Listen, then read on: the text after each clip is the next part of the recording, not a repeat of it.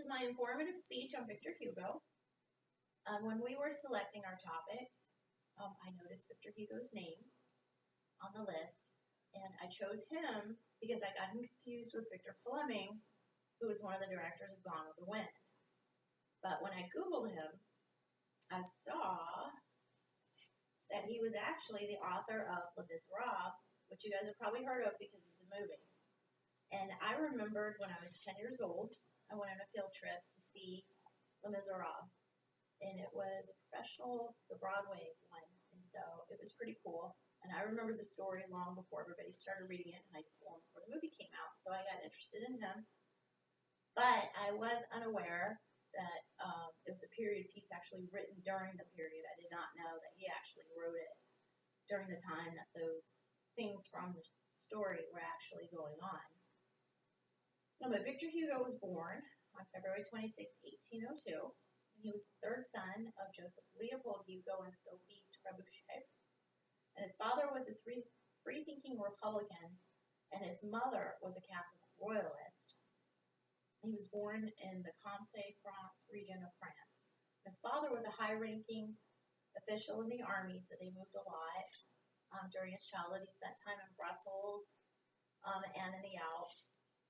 And he wrote about it later on in life, about his 6 months that he spent over there, because he was so affected. And then he ended up going to law school when he was a teenager, because back in those days you finished your education earlier because your life expectancy was shorter. But he was a really bad student and was writing poetry on the side. So he actually was really good and started to get some of that published. I think around 1818 was the first time. He fell in love with a childhood friend named Adele Boucher. His mother disapproved of their romance, and so she forbid him to marry her. But he still continued to see her until his mother died, and then in 1822 he actually married her, but he did wait until his mother died before he did that. But together they had 5 kids. Their first child, Leopold, died in infancy, and then his oldest and most favorite daughter, Leopoldine, died in 1843, shortly after her marriage to Charles Godfrey.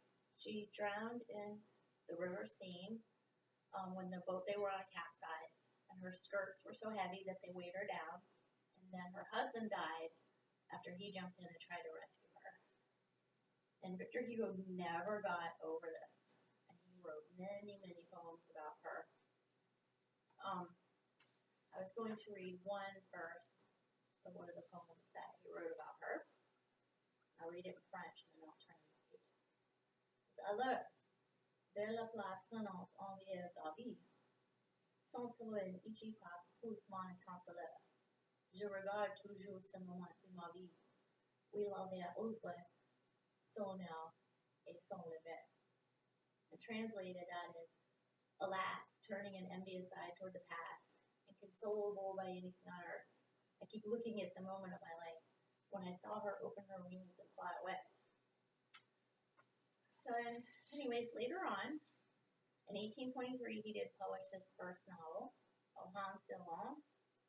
And between 1829 and 1840, he published 5 volumes of poetry, and that's what made him one of the most popular lyric poets of his time. He also wrote, which I was totally unaware of, The Hunchback of Notre Dame in 1831. This led the French people to restore the chapel, which is why it is such a popular tourist attraction now, as they were able to put it back to its former beauty. And then he went on to Les Miserables, which took him 17 years to write. And he wasn't ready to publish it until 1862, and he was able to get the highest bidder for that because by that time he was so famous. Well, anyways, meanwhile, when Napoleon ended up assuming full control of France, and then he thought Napoleon was a traitor. He was really against Napoleon. So he exiled himself. And he went to Brussels, back to Brussels. Then he went to Jersey, and he finally settled in St. Peter, Port Guernsey, where he lived from 1855 to 1870. And his house, the Hopeville house in Guernsey, um, like I said, you think of being in exile, like you're poor and you're like living in a shack, like a prisoner or bed. His house was very luxurious, and it's still a museum today. If anybody ever gets over to that side of the world, you can visit. Um, Even though he was married and had 5 kids with Adele, and did stay married to her for almost 60 years, um, he did have a lot of girlfriends on the side, but he didn't run off with any of the girlfriends till he found out that she was having affairs. His most famous one is Juliette Jouet, who was his mistress for 50 years, and she was also his unpaid secretary. He had another girlfriend named Leonie Baird, who was the one that was arrested when they got caught together. But since he was a member of the parliament, he was immune from prosecution, but she got arrested, which is pretty embarrassing. And then Alice Ozy was another one of his girlfriends, which he actually stole from his own son. Well, Adele ended up dying in 1868, and he moved back to Paris after that. His other daughter, who was also named Adele, was sent to an insane asylum by that time, and his other 2 sons had died. And he also had suffered a mild stroke. In 1881, on his 80th birthday, in commemoration for him, one of the largest parades in French history was held in his honor. Victor Hugo died in 1885, where he left 5 sentences in his will to be published.